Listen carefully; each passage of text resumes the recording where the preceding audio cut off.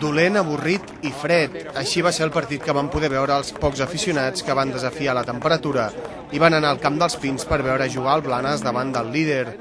De fet, a la primera part, cap dels dos equips va xutar entre els 3 pals i el perill només va arribar en 2 ocasions per part dels visitants, aquests xuts llunyans de l'exespanyolista Toni Belamazán i d'Eloi.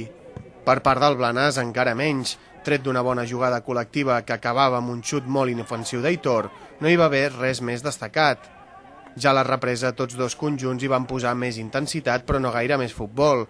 El Blanes, ben plantat en defensa, deixava sense idees a l'Hospitalet i Albert Coca aturava la millor ocasió del partit, aquest altre xut de Toni Belamazán que picava el pal després de l'estirada del porter.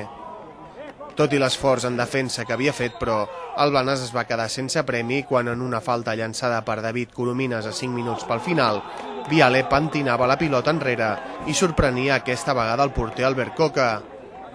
Després del gol, Narcís va tenir una bona oportunitat per empatar i Eloi per sentenciar, però el marcador ja no es va moure. Sabíem que no seria fàcil, el tipus de superfície no és fàcil per qualsevol equip i per nosaltres tampoc, no? Per fer el nostre joc. Aquí s'equilibren molt, en un camp com aquest s'equilibra molt la força, la diferència entre els dos equips.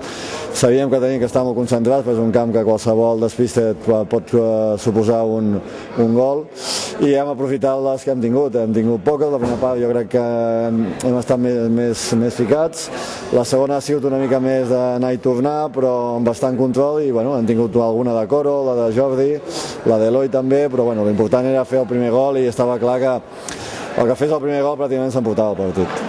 Home, treure un punter, com bé dius tu, és dolent per nosaltres, per la nostra situació, per tot el treball que hem fet els jugadors dins del camp, les oportunitats que hem tingut, i el líder amb una anada que han tingut ens han fet gol i més quan ja no ens han donat temps de reaccionar. Llavors a partir d'aquí hem de seguir treballant i ja pensar en dimecres, seguir amb aquesta línia que és la que ens ha de portar a sortir d'on estem ara, no? Amb aquesta nova derrota a casa, on el Blanes només ha tret 2 punts en els últims 6 partits, els homes de Paco Carballo ja ocupen posicions de descens i haurien de guanyar el Prat a la jornada intersetmanal per mirar de sortir d'aquestes posicions. Per la seva banda, l'Hospitalet, que ja té 5 punts de diferència sobre el segon classificat, buscarà ratificar-se en el liderat a casa davant del Premià.